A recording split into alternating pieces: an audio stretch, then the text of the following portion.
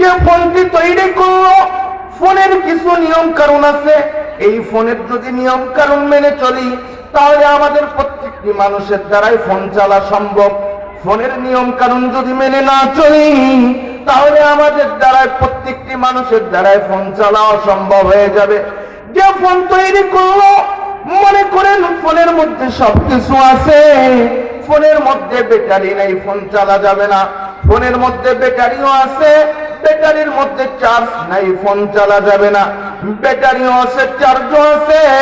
আমি যদি কোনো মানুষের সাথে যোগাযোগ করতে চাই তাহলে ফোনের মধ্যে সিম ঢোকাইতে হবে, নাম্বার উঠাইতে হবে, এরপর কল দিতে হবে। আমি যদি এই নিয়ম কারণগুলো যদি মেনে না চলি তাহলে আমার দ্বারাই ফোন চালা অসম্ভব। ঠিক তেমনি ভাবে আমরা যদি প্রত্যেকটি মানুষ যদি জান্নাতে যেতে চাই তাহলে প্রত্যেকটি মানুষকে আমাদের আল্লাহ পাকের হুকুম মানতে হবে। আমরা যদি আল্লাহ পাক রব্বুল আলামিনের হুকুম মেনে চলি তাহলে প্রত্যেকটি মানুষ আমরা জান্নাতে যাইতে পারবো। আর আল্লাহ পাকের যদি হুকুম মেনে না চলি তাহলে আমরা প্রত্যেকটি মানুষ আমরা যদি আল্লাহ পাকের হুকুম মেনে যদি না চলি তাহলে আমরা জান্নাতে কখনো যাইতে পারবো না। ঠিক তেমনি ভাবে এতটুকু বললাম, ফোনের নিয়ম কানুন সবকিছু মেনে চললে ফোন চালা সম্ভব। ফোনের নিয়ম কানুন যদি মেনে না চলি ফোন চালা অসম্ভব।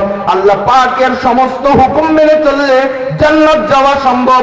আল্লাহ পাকের হুকুম যদি অমান্য করে দুনিয়াতে চলি আমাদের দ্বারা জান্নাত যাওয়া সম্ভব হয়ে যাবে।